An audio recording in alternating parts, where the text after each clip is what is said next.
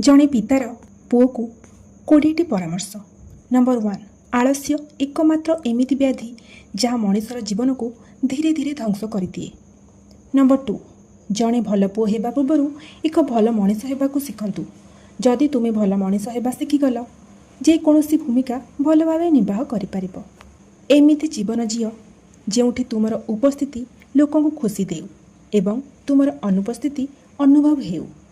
Number 4, लोकों आगरे तुमर दुख प्रकाश कर नहीं, नचेत से माने तुमको दुर्बल भावे एवं तुमको क्षति पहुँचाइबे। नंबर 5, जेते बेले जड़े अज्ञानी व्यक्ति तुम सहित कथा हुए सेतेबेले सेठारु बंधुता भांगी दियो। नंबर 6, भूल परे तुमको क्षमा मागिबा व्यक्ति सहित बंधुता भांगिबा उचित नुहे।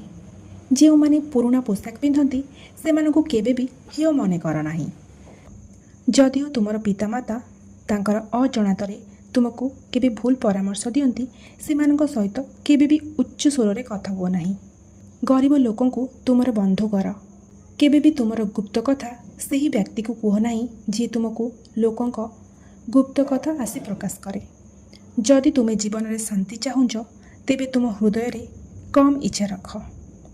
जदि तुम्हें यात्रा उपभोग करने को चाहूच तेबे कम सामग्री सांगरे बहन कर।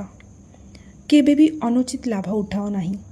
मन रख, जे थरे तुमको धोखा दे थाए ताको केबे विश्वास कर नहीं। जदि तुम्हें एक उच्च पदवी चाहूच तेबे सब बेले तुमर उद्देश्य सफा रख। केबे भी पेट पूरण पर्यंत खाओ नहीं। केबे भी कौनसी भिकारी किंबा गरीब व्यक्ति सहित खराब व्यवहार कर नहीं।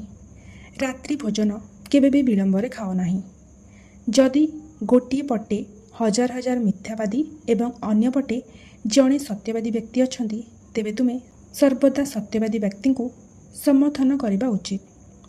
तुमर उच्च शिक्षा धन वृद्धि तुमको बड़ मनीष करें, किंतु नम्रता सत्यवादिता एवं दया तुमको भल मनीष करें।